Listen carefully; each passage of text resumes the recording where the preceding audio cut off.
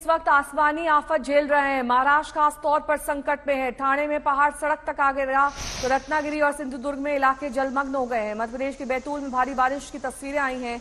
जम्मू कश्मीर के अनंतनाग और मध्य प्रदेश के छिंदवाड़ा में जोरदार बारिश हो रही है। आज भी देश के कई इलाके ऐसे हैं जहां भारी बारिश की चेतावनी है। मुंबई में 8 जुलाई तक के लिए ऑरेंज अलर्ट है। मुंबई के पड़ोसी जिलों में रेड अलर्ट जारी किया गया है। आज सुबह मुंबई में अच्छी खासी बारिश हुई, लेकिन फिलहाल बारिश थमी हुई है।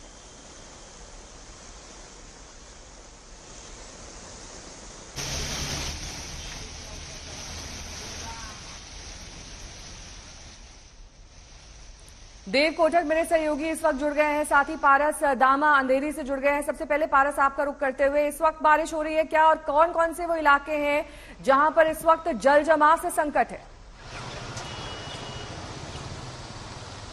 अर्पिता, वेस्टर्न सबब जो है मुंबई का, वहां पर बारिश अब कम हो गई है। लगातार जिस तरीके से 2 दिन से आसमानी आफत जो है मुंबई पर बरस रही थी, सबसे ज्यादा दिक्कतें वेस्टर्न सबब में हो रही थी। बांद्रा से लेकर दहिसर का जो इलाका है वहां तक लगातार तेज बारिश हो रही थी और उसकी वजह से जल भराव की स्थिति अलग अलग इलाकों में हो गई थी। वो अंधेरी हो, दहिसर हो, बोरीवली हो, बाकी सारी जगह है, वहां पे बहुत लोगों को दिक्कतों का सामना करना पड़ रहा था। एक तरफ ट्रैफिक जाम की दिक्कतें हो रही थी, वहीं दूसरी तरफ जल जमाव की स्थिति इन सारे इलाकों में हुई थी। अभी अंधेरी में खड़ा हूं मैं और यहाँ पर जो है बारिश एकदम कम हो गई है, जिसकी वजह से जल जमाव की स्थिति यहाँ पे नहीं हुई है। मगर अभी तक जो है एक खतरा जो है वो मुंबई और महाराष्ट्र पर बना हुआ है, क्योंकि जिस तरीके से मौसम विभाग ने कहा है कि शुक्रवार तक मुंबई समेत महाराष्ट्र में इसी तरीके से बारिश जो है वो जारी रहेगी। अगर अभी के हालातों की बात करें तो हालात जो है काबू में आए हैं, क्योंकि 2 दिन से जिस तरीके से बारिश हो रही थी लोगों को काफी दिक्कतों का सामना करना पड़ा था। और मुंबई में हर साल यही होता है कि जैसे ही बारिश आती है, पहली बारिश में ही जो है वो बीएमसी की काम की पोल खुल जाती है और सारा जो दृश्य होता है वो साफ हो जाता है कि किस तरीके से प्रिपरेशन की गई है वो साफ हो जाती है। लगातार बारिश होती है, बारिश होने के बाद जल जमाव की स्थिति होती है। जल जमाव की स्थिति होने के बाद लोगों को दिक्कतों का सामना करना पड़ता है। ट्रैफिक लोगों को लग जाता है, ट्रैफिक की दिक्कतें होती हैं, रास्ते पे खड्डे पड़ जाते हैं, वाटर लॉगिंग हो जाते हैं। कुछ ऐसे निचले इलाके हैं जहां पर हर साल जो है लोगों को दिक्कतों का सामना करना पड़ता है। लगातार पानी भरने की वजह से लोग अपने घर से बाहर नहीं निकल पाते हैं। अगर अभी की बात करें तो अभी स्थिति में सुधार हुआ है, बारिश कम हो रही है सबब इलाकों में, जिसकी वजह से अभी मुंबई में जो वेस्टर्न सबब है बांद्रा से लेकर दहिसर तक का, वहां पे लोगों ने राहत की सांस ली है बारिश। ठीक है, देव का भी रुख कर लेते हैं। वो दादर ईस्ट से इस वक्त हमारे साथ हैं। देव, जरा तस्वीरें पहले दिखाइए, किस तरीके के हालात मुंबई में बने हुए हैं और कौन कौन सी जगहों को रेड अलर्ट और किन्हें ऑरेंज अलर्ट में रखा गया है? जी, पहले तो बता दें साफ तौर पर कि पूरे मुंबई में ऑरेंज अलर्ट जारी कर दिया गया है। मुंबई के अलावा जो थाने और पालघर जिले हैं जो बगल में ही हैं, वहां पर भी ऑरेंज अलर्ट इश्यू कर दिया है और पूरे महाराष्ट्र में 4 जगहों पर फिलहाल रेड अलर्ट इश्यू कर दिया है, जहां नेशनल डिजास्टर रिस्पांस फोर्स की भी टीमें आ गई है। रत्नागिरी, रायगढ़, कोल्हापुर और सतारा। और जैसे आपके सामने हम विजुअल्स ला रहे हैं कि लोगों को किन तकलीफों से जूझना पड़ता है और क्या तरह की समस्याएं और दिक्कतें होती है बारिश के मौसम के दौरान, और उन समस्याओं का हल खुद ही ढूंढना पड़ता है, क्योंकि कोई इंसान आमतौर पर रुक तो नहीं जा सकता। लोगों को काम पर जाना होता है, बच्चों को स्कूल और कॉलेज जाना होता है और गवर्नमेंट के जो अफसर है उनको अपने सरकारी दफ्तर में पहुंचना पड़ता है। अगर मैं यहाँ आपको एक बार दिखा दूं कि ये जो वड़ा पाव वाला है जो हमारे पीछे खड़ा है, वो खुद फुटपाथ पे बेच रहा है और काफी लोग भीग कर आए हैं क्योंकि फुटपाथ तक दिख नहीं पा रही है। अगर मैं हल्का सा आगे जाऊं तो रास्ते और फुटपाथ के बीच की दूरी समझ में नहीं आ रही है। हम दादर ईस्ट के हिंदू कॉलोनी एरिया में है फिलहाल, और यहाँ जो है पीछे पूरा तालाब कहे या इसे स्विमिंग पूल कहे, ये पूरी तरह से जम गया है।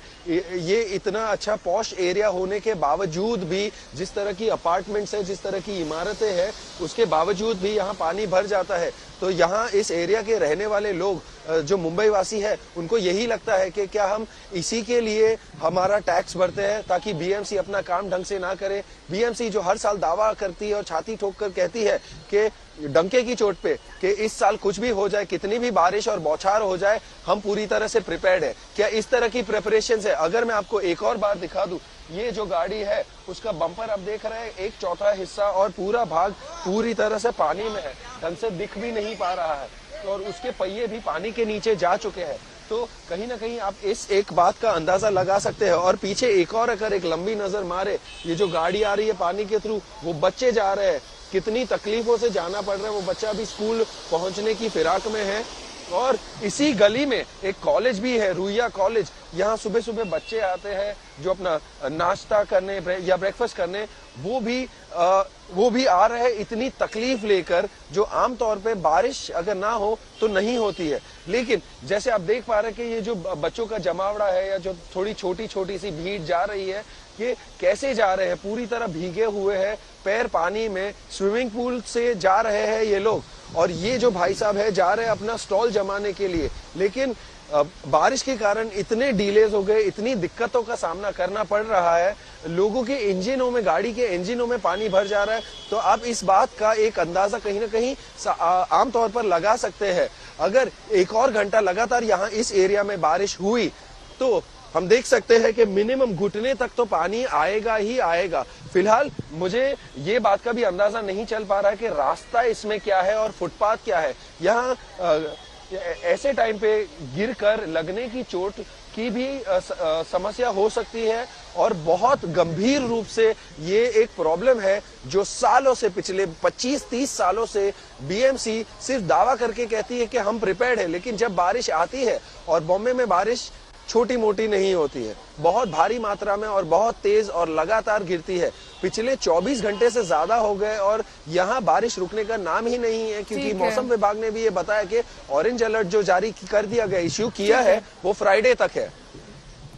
ठीक है, बहुत बहुत शुक्रिया इस तमाम जानकारी के लिए आपका। तो आपने देखा किस तरीके से इस वक्त मुंबई में हालात बने हुए हैं। हमारे दोनों संवाददाता जानकारी दे रहे थे, जगह जगह जल जमाव की स्थिति है। वहीं हिमाचल के किन्नौर में भी लगातार भारी बारिश का सिलसिला जारी है, नदी नाले उफान पर हैं, कई गांव का संपर्क टूट गया है। राहत और बचाव का काम लगातार जारी है और तस्वीरें बयां कर रही हैं कैसे आफत की बारिश अपने साथ संकट लेकर आई है आसपास के लोगों के लिए, क्योंकि सड़क पर पहाड़ दरक रहे हैं, उसका मलबा नीचे तक जा रहा है। जहां पर खेत खलियान है, इससे काफी ज्यादा क्षति उन लोगों को पहुंच रही है जो इन इलाकों में बसते हैं।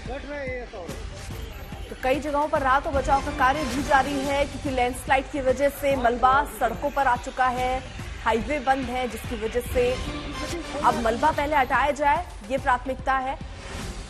ये दो तस्वीरें हम आपको दिखा रहे हैं किन्नौर और कुल्लू की, जहां पर हालात किस तरीके के बने हुए, थोड़ी सी बारिश किस तरीके से कहर बरपाती है, तस्वीरें देखकर आप समझ सकते हैं।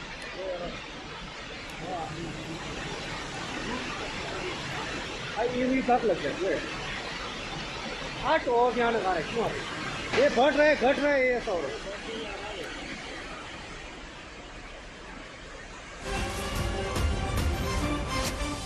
कुल्लू में भारी तबाही की तस्वीरें आप देखिए, कैसे पूरा का पूरा जो मलबा है भारी बारिश की वजह से अब जहां तहां दिखाई दे रहा है। मणिकर्ण घाटी में बादल फटने से तबाही हुई है।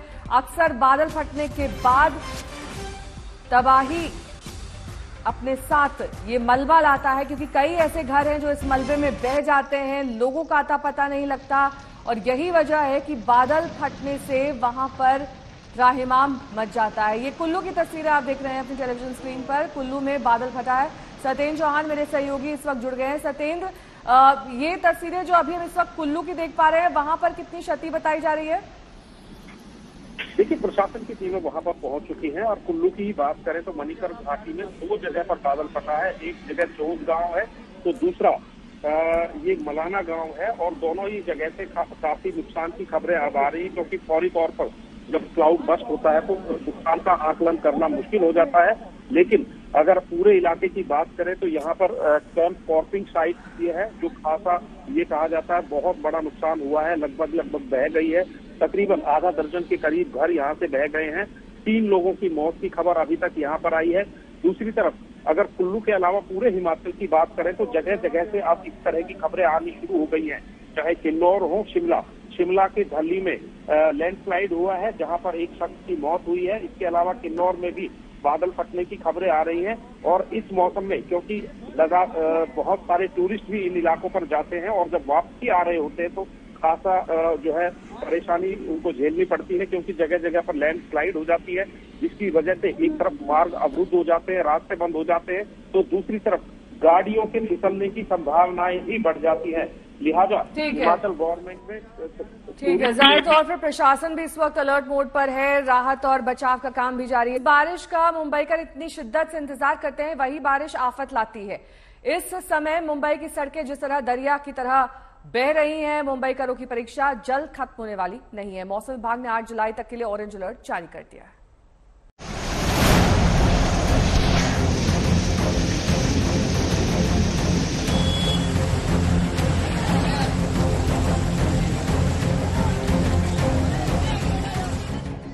मुंबई के कुर्ला के इन बच्चों को देखिए, बारिश में स्विमिंग पूल वाली फील ले रहे हैं।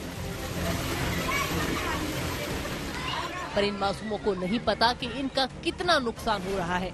इस बारिश में ऐसे ही इनकी पढ़ाई चौपट होती है। कुर्ला के नेहरू नगर स्थित स्कूल को बारिश में हर बार बंद करना पड़ता है क्योंकि क्लासेस में पानी भर जाता है। ये हर साल की कहानी है। अब ऐसे ही भरे हुए पानी में इन्हें बंद हो चुके स्कूल से अपने घर भी जाना है। वो ना बारिश बहुत है बट पानी ना बहुत ओवरलोड हो चुका है तो हमारे पूरी क्लास में आ चुका है, इसके लिए हम लोग को जल्दी छोड़ती है। ये हमेशा से इसी तरह से बारिश होने के बाद होती है तो अगर बारिश ज्यादा ओवरलोड होती है तो हमारे पूरे स्कूल भर जाती है, पूरा ग्राउंड फ्लोर पूरा भर जाता है। रात भर हुई बारिश की वजह से मुंबई के अंधेरी सबवे में पानी भर जाने से इसे फिर से बंद करना पड़ा ताकि कोई हादसा न हो। ये सबवे अंधेरी ईस्ट को अंधेरी वेस्ट से जोड़ता है। अंधेरी सबवे के साथ साथ गोलीबार, मिलन और मलाड सबवे को भी बंद करना पड़ा, जो उत्तर पश्चिम उपनगरों में पूरब को पश्चिम से जोड़ते हैं, और ट्रैफिक को दूसरे रूट की ओर डाइवर्ट कर दिया गया। मुंबई के अंधेरी सबवे इलाके पे हम खड़े हैं, जहां पर लगातार बारिश होने के कारण लोगों की, मुंबईकरों की दिक्कतें बढ़ गई हैं। ये अंधेरी सबवे है जिसको बंद कर दिया गया है। लगातार यहां पर बारिश होने की वजह से सबवे पूरी तरीके से जलमग्न हो गया था, मगर जब बारिश कम हुई मुंबई में, अब थोड़ी सी बारिश कम हुई है और बारिश कम होते ही यहाँ का पानी जो है वो अब धीमे धीमे उतरने लगा है। बारिश ने पूरी मुंबई की लय ताल बिगाड़ दी है। तालाब बन गई इन सड़कों को पैदल पार करना हो या इन पर से अपनी गाड़ी में कहीं पहुंचना हो, जो सकुशल निकल जाए उसने खैर मनाई। मुंबई के तमाम उपनगरों में हालात परेशान करने वाले हैं। दहिसर, कांदिवली, मलाड और अंधेरी के कई निचले इलाकों में जल जमाव का संकट गहरा रहा है। दहिसर के आनंद नगर और टोल नाके के पास जल जमाव है। आनंद नगर इलाके में कई दुकानों में पानी घुसा है। कुर्ला, चेंबूर में भी बारिश मुसीबत बढ़ा रही है। ये तस्वीरें हैं मुंबई के वडाला इलाके की। बारिश ने मुंबई के बांद्रा का ये हाल कर दिया।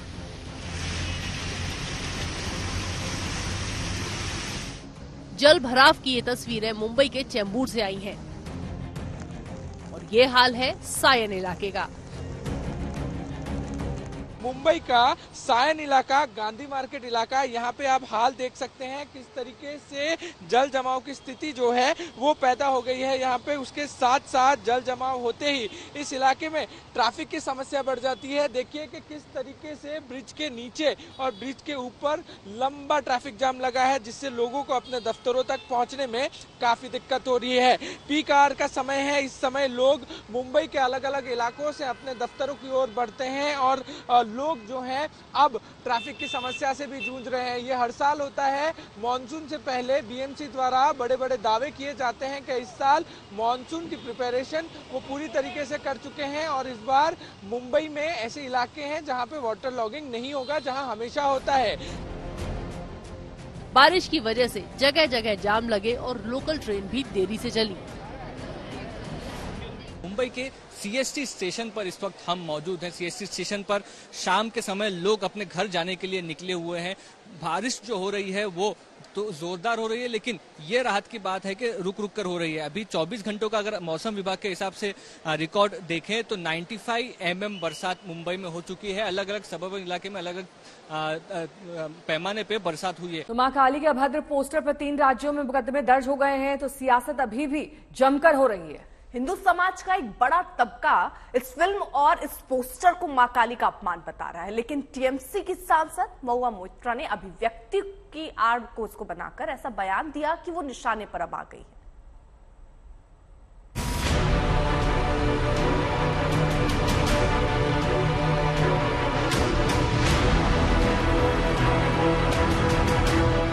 Ali to me is a meat-eating, alcohol accepting goddess to me. काली के पोस्टर पर विवाद ने रफ्तार पकड़ी तो राजनीति की नई सीरीज शुरू होते देर नहीं लगी। टीएमसी की सांसद महुआ मोइत्रा ने इस विवाद को अपने बयान से और तूल दे दिया। Kali to me is a meat-eating, alcohol accepting goddess to me. That is the version of Kali. And if you go to Tarapet and around all of them, you have all the sadhus smoking, all of that. That is the version of Kali that people worship. दरअसल विवाद की शुरुआत इस poster से हुई जिसमें काली की वेशभूषा में एक महिला कलाकार LGBTQ के झंडे के साथ सिगरेट पीती हुई दिखाई देती है।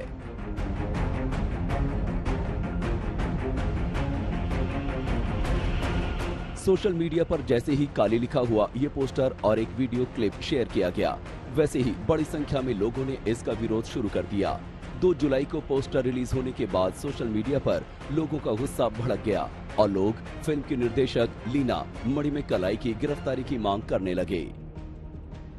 लीना मणिमेकलाई पर देश के अलग अलग हिस्सों में केस भी दर्ज हो गए, लेकिन महुआ मोइत्रा ने आज तक की परवाह नहीं की और देवी काली के पोस्टर के सवाल को लेकर विवादित टिप्पणी कर दी, जिसका खुद उनकी पार्टी के लिए बचाव करना मुश्किल हो गया। I think the poster was not correct. It was incorrect. It should not have been. I don't know what the motive was behind the poster and what their explanations are. But I see no explanation for such posters. जो जिस प्रकार जिसका lifestyle है वो ऐसा ही दिखता है, alcohol दिखता है, सिगरेट दिखता है, लेकिन जो काली का पूजा करते हैं उनको एक भगवान का रूप मानकर श्रद्धा के साथ पूजा करते हैं। इनकी किसी प्रकार की अधिकार नहीं है उस ऐसे लोगों का भावनाओं को ठेस पहुंचाने के लिए। हालांकि चारों ओर से विरोध की आवाज सुनकर महुआ मोइत्रा ने ट्वीट करके सफाई दी है, लेकिन उनकी टिप्पणी से साबित हो गया कि उन्होंने एक संवेदनशील मुद्दे पर सियासत करने की कोशिश की। आज तक ब्यूरो। तो नूपुर शर्मा के पोस्ट का समर्थन करने वालों का सिर कलम करने पर इनाम का ऐलान करने वाला खादिम गिरफ्तार हो गया है। अजमेर दरगाह के जहरीली जुबान वाले खादिम को पुलिस ने गिरफ्तार कर लिया है और पुलिस अब इस विवादास्पद खादिम का बहीखाता खंगाल रही है। अपराध से इस खादिम का पुराना नाता रहा है, इसलिए पुलिस इसकी अच्छे से खिदमत करने की तैयारी में है। इस चेहरे को अब पूरा देश जान गया है। इसकी जुबान के पीछे छिपी नफरत की मंशा भी पहचानी जा चुकी है, इसलिए इसे दबोचने में अजमेर पुलिस ने ज्यादा देर नहीं लगाई। ख्वाजा की दरगाह का खादिम होने के बाद भी सिर कलम करने वाली भाषा बोलने वाले इस शख्स को गिरफ्तार कर लिया गया है। देखिए, कल हमारे संज्ञान में आया था कि दरगाह के खादिम सलमान चिश्ती द्वारा एक भ्रामक और आपत्तिजनक वीडियो शेयर किया गया है, जिसके बाद तुरंत FIR दर्ज कर ली गई और विभिन्न टीम बनाकर साइबर टीम की मदद के द्वारा भी आज सलमान चिश्ती को घर से दस्तयाब किया गया। अभी उनसे पूछताछ जारी है।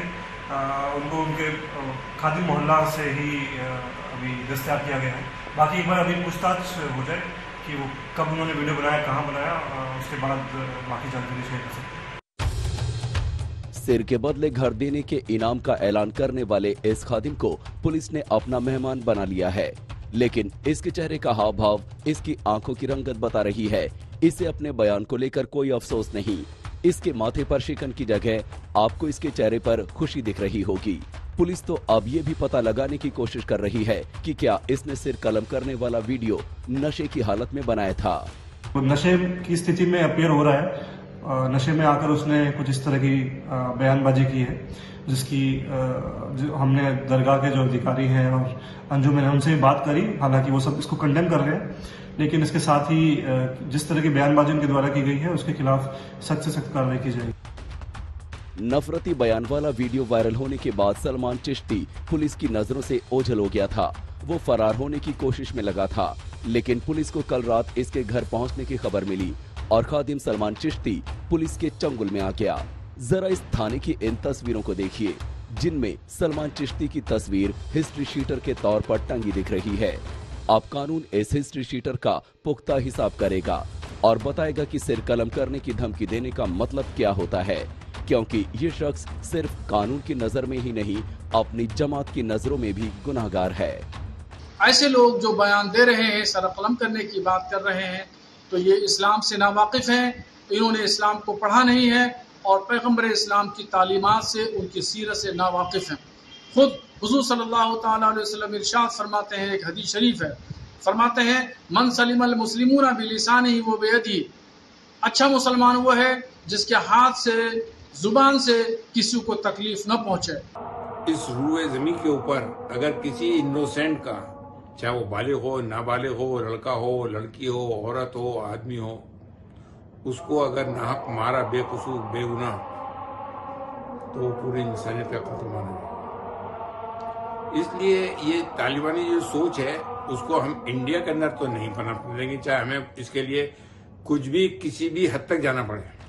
अजमेर पुलिस ने तय किया है कि सलमान चिश्ती की जड़ें खोदने की, ये पता लगाना कि क्या इसके पीछे कोई सोची समझी साजिश तो नहीं थी। अजमेर से चंद्रशेखर शर्मा के साथ आज तक ब्यूरो। और इस बीच बड़ी खबर बिहार के आरा से आ रही है, जहां पर नूपुर शर्मा को लेकर दो गुट आपस में भिड़ गए हैं।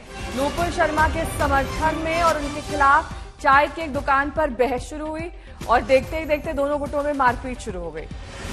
एक युवक गंभीर रूप से घायल हुआ है, जानकारी मिल रही है। बीती रात हुए इस बवाल के बाद आरा में भारी पुलिस बल की तैनाती भी कर दी गई।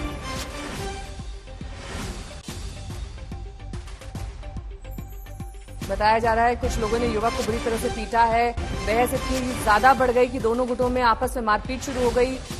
नूपुर के पक्ष में और विपक्ष में दो गुटों के भिड़ने का यह मामला बिहार के आरा का है। चाय की दुकान पर यह विवाद शुरू हुआ।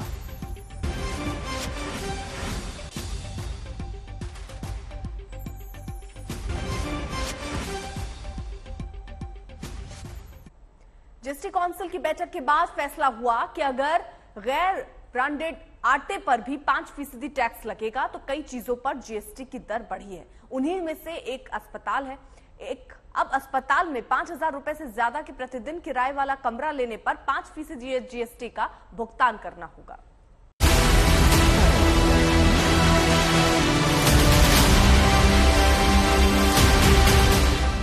देश में मध्यम वर्ग को प्राइवेट अस्पताल में इलाज कराना क्यों महंगा पड़ेगा, ये समझने के पहले सरकारी स्वास्थ्य व्यवस्था का हाल दिखाती इन तस्वीरों को जहन में बैठा लीजिए।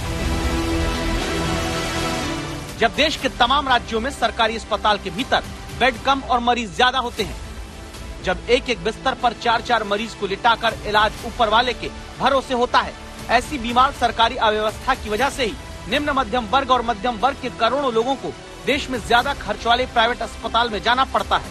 और अब खबर ये आई कि अस्पतालों में जनता को इलाज और महंगा पड़ेगा। वजह ये कि अस्पतालों के रूम रेंट को भी टैक्स के दायरे में ले लिया गया है। हुआ यह कि आईसीयू को छोड़कर जहां पहले 5,000 रुपए के नॉन आईसीयू कमरे पर कोई टैक्स नहीं होता था, अब प्रतिदिन 5,000 रुपए से ज्यादा के अस्पताल के कमरे पर 5% जीएसटी 18 जुलाई से लगेगा। यानी कि जितने भी दिन मरीज बेड पर अस्पताल में अपना इलाज करवाएगा, उसे कम से कम 250 रुपए तक का अतिरिक्त शुल्क देना पड़ेगा। अब कुछ हेल्थ एक्सपर्ट्स का कहना है कि इसका सीधा असर आम आदमी की जेब पर पड़ने वाला है, क्योंकि 60% मरीज जो प्राइवेट अस्पतालों में इलाज के लिए आते हैं वो मिडिल क्लास होते हैं। इसलिए यह कदम बेहद निराशाजनक कदम है। देश में जब सरकारी अस्पताल के मुकाबले पहले से ही प्राइवेट अस्पतालों में इलाज 7 गुना महंगा माना गया, जब भारत में लाखों नागरिक महंगे इलाज की वजह से पहले से ही कर्ज में डूबते आ रहे हैं, तब क्या अस्पताल में 5,000 रुपए प्रतिदिन के कमरे पर भी 5% जीएसटी लगाना वाजिब है? ये सवाल हमने कई अस्पताल प्रबंधन से पूछा है। ये हॉस्पिटल्स के लिए और पेशेंट्स के लिए नुकसानदायक है, क्योंकि हॉस्पिटल्स अपनी हर इनपुट दवाइयों पे, कंज्यूमेबल्स पे, इक्विपमेंट पे जीएसटी देते हैं, जिससे हमारी कॉस्ट वो हमारी अब्जॉर्ब होती है। लेकिन क्योंकि हेल्थ केयर सर्विसेज एग्जेम्प्टेड है, तो हम उसका इनपुट क्रेडिट नहीं ले सकते। और अब इस 5,000 रुपए के ऊपर भी जो टैक्स आएगा, उसके ऊपर भी हमको कोई इनपुट क्रेडिट नहीं मिलेगा। तो इसलिए हर अस्पताल ये कॉस्ट जो है पेशेंट को पास ऑन करेगा। हमारी सरकार हमेशा से चाहती है कि हम देश में यूनिवर्सल हेल्थ केयर करें और अफोर्डेबल हेल्थ केयर करें, लेकिन ये जो है ये पेशेंट की कॉस्ट अननेसेसरी बढ़ा देगा। बहुत ही कम नंबर ऑफ संख्या है, बहुत ही लेस परसेंटेज ऑफ पीपल है जिसपे ये चीज एप्लीकेबल होगी, लेस नंबर ऑफ पेशेंट्स हैं, बट हाँ, ये बात जरूर है कि एक कॉमन मैन पे, एक आम आदमी पे 5% जीएसटी का थोड़ा बहुत तो फर्क जरूर पड़ेगा। ये जो निर्णय है कहीं ना कहीं गलत है, इसको सरकार को रिव्यू करना चाहिए, क्योंकि इससे जो ट्रीटमेंट कॉस्ट है, जो इलाज के खर्चे हैं, वो कहीं ना कहीं बढ़ जाएंगे। और दूसरी बात है कि हम सबको पता है कि इंडिया में 62% लोग हैं आउट ऑफ पॉकेट एक्सपेंस करते हैं अपने इलाज के लिए, तो कहीं ना कहीं डायरेक्ट जो इसका बर्डन पड़ेगा वो मरीजों में पड़ेगा, स्पेशली मिडिल क्लास पे। मिडिल क्लास जो हेल्थ इंश्योरेंस अगर ले तो टैक्स भरता है। मिडिल क्लास जो अपनी छोटी मोटी बीमारियों को महंगाई के जमाने में यूं ही मान लेता है कि ठीक हो जाएगी, उसी मध्यम वर्ग पर अस्पताल में 5,000 रुपए से ज्यादा के प्रतिदिन कमरे पर लगा टैक्स क्या नया बोझ नहीं है? कांग्रेस ने इस पर सरकार से सवाल पूछा है। अस्पताल में कोई आदमी भर्ती हो जाए तो 5% कमरे पर, हॉस्पिटल हेल्थ का इंश्योरेंस करा ले तो 18%, और डायमंड खरीदना हो तो 1.5%। और डायमंड कौन कौन बेचते थे वो अभी सुदूर समुद्री तटों पर बैठे। सरकारी पक्ष ये है कि जो लोग 5,000 रुपए कमरे का दे सकते हैं वो 250 रुपए टैक्स भी प्रतिदिन दे सकते हैं। दावा ये भी है कि 5,000 से कम के किराए वाले अस्पताल के कमरे और आईसीयू के साथ इमरजेंसी सर्विस पर इसका प्रभाव नहीं होगा। लेकिन तब ये सवाल उठता है कि सरकारी अस्पतालों की ऐसी स्थिति क्यों नहीं कि आम आदमी को 5,000 रुपए से ज्यादा के कमरे वाले अस्पताल में इलाज की नौबत न आए। दिल्ली से तेजश्री पुरुंदरे के साथ आज तक ब्यूरो।